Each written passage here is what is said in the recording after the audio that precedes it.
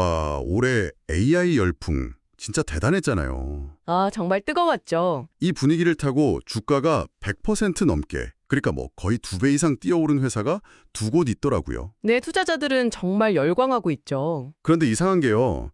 월스트리트의 일부 분석가들은 완전히 반대 신호를 보내고 있어요. 한 곳은 무려 72%, 다른 한 곳은 50%나 폭락할 수 있다. 거의 뭐 저주에 가까운 전망을 내놨습니다. 한쪽에선 축배를 드는데 다른 쪽에선 사이렌을 울리고 있는 정말 흥미로운 상황이에요. 그래서 오늘 바로 이 두 기업, 팔란티어와 인텔에 대해 한번 제대로 파고들어 보려고 합니다.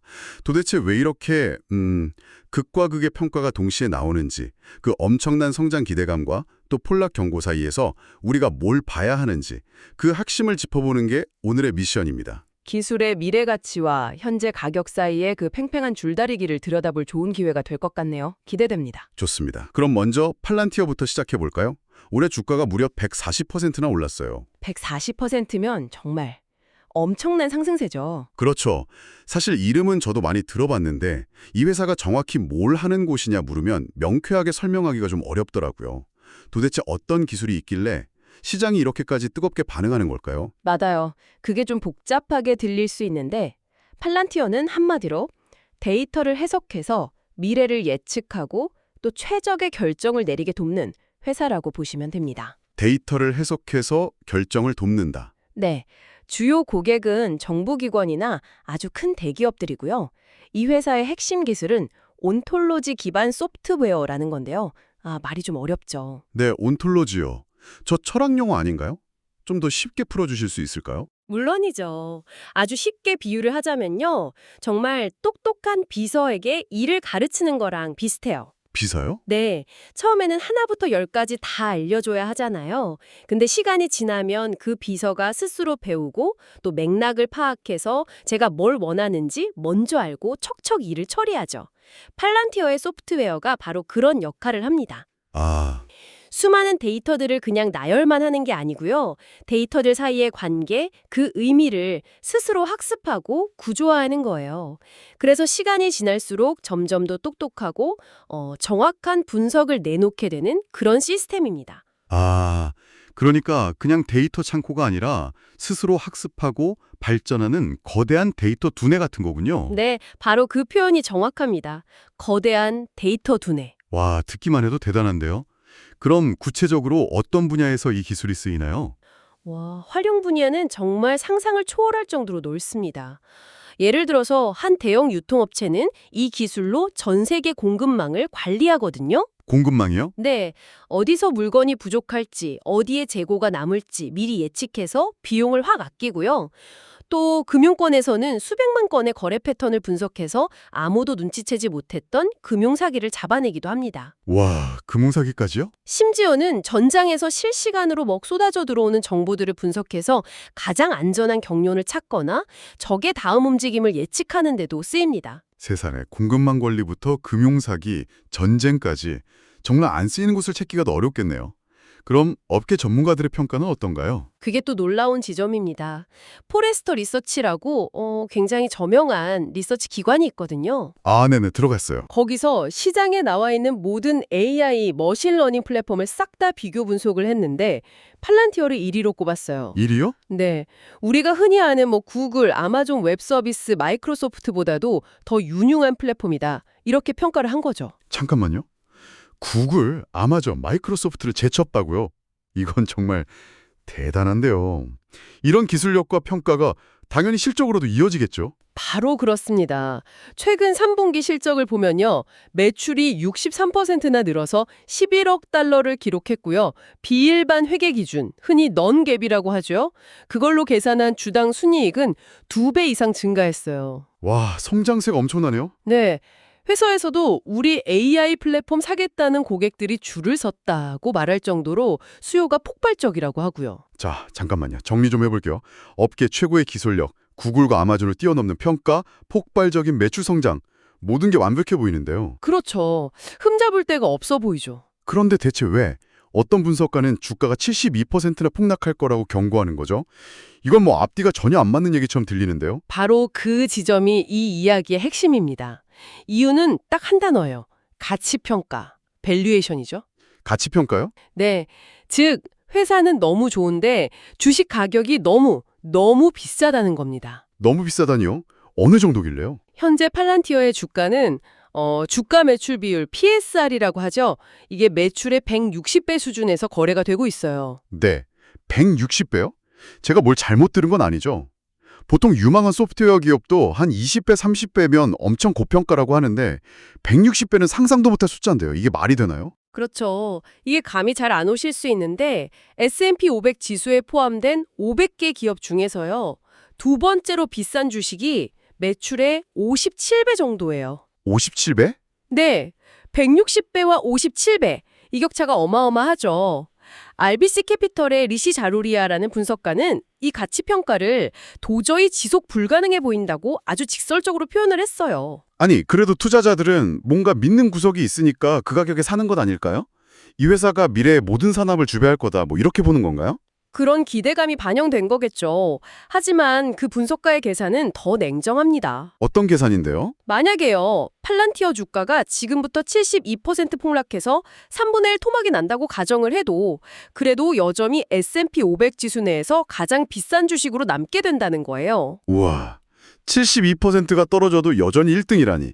이건 정말 입이 떡 벌어지는 평가네요. 네, 기술력과 성장성은 모두가 인정하지만 앞으로 10년, 20년 뒤에 벌어들일 성공까지 너무 비싼 가격으로 지금 다 끌어와서 지불하고 있다는 거죠. 이게 바로 경고의 핵심 근거입니다. 알겠습니다. 팔라티오의 경우는 미래 가치를 너무 비싸게 샀다는 경고, 정말 흥미롭네요. 그런데 인텔의 경우는 상황이 완전히 다르다고 들었어요. 거기는 미래가 아니라 오히려 과거의 영광 때문에 문제가 되고 있다고요? 네, 정확히 보셨어요. 인텔의 이야기는 팔란티어와는 결이 완전히 다릅니다. 극단적인 고평가 문제라기보다는 사업의 근본적인 체력, 그러니까 펀더멘털에 대한 우려가 훨씬 크죠. 펀더멘탈이요? 네, 인텔 하면 다들 반도체의 제왕이라는 이미지를 떠올리시잖아요. 그렇죠.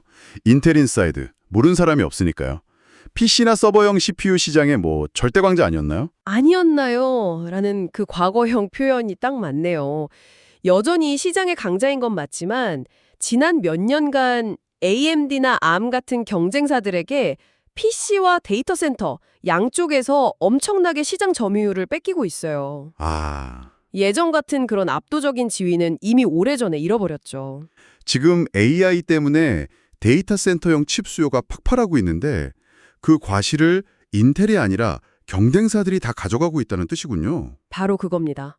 심지어 2017년에 오픈 AI에 투자할 절호의 기회를 놓쳤다는 그런 사실도 있어요. 오픈 AI요? 챗 GPT 만든? 네, 만약 그때 투자를 결정했다면 지금 AI 시장에서 인텔의 위상은 완전히 달랐을지도 모르죠.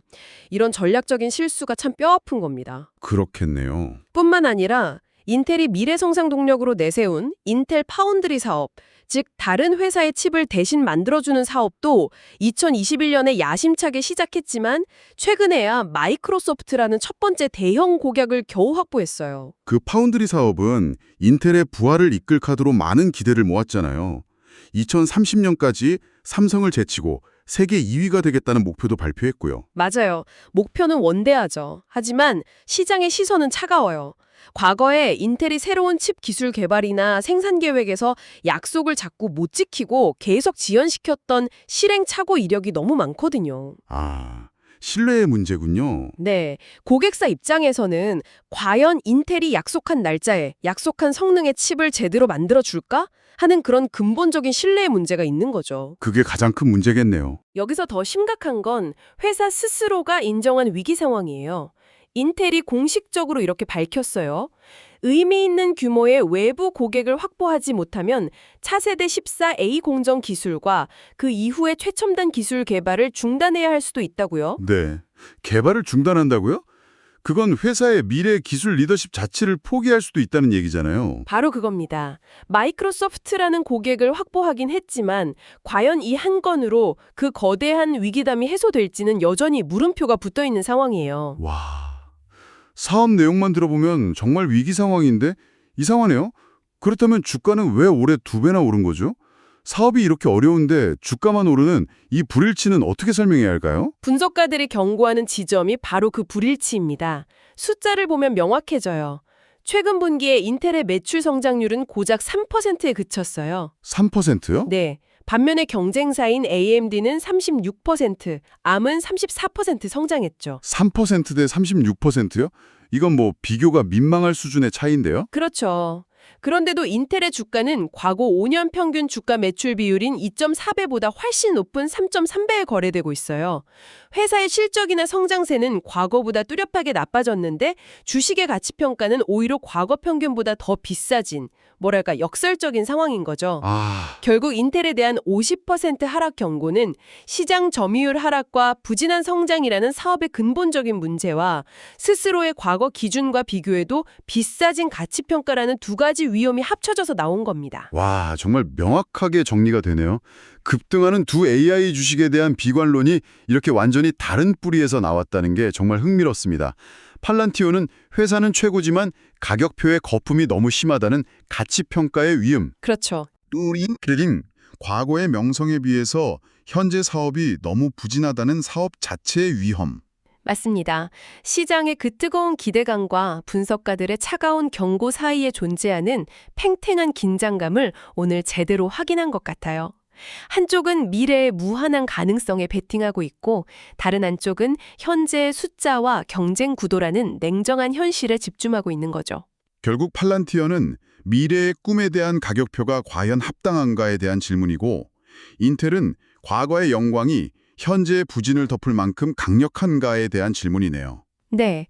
그리고 이건 우리 모두에게 아주 중요한 질문을 던져줘요.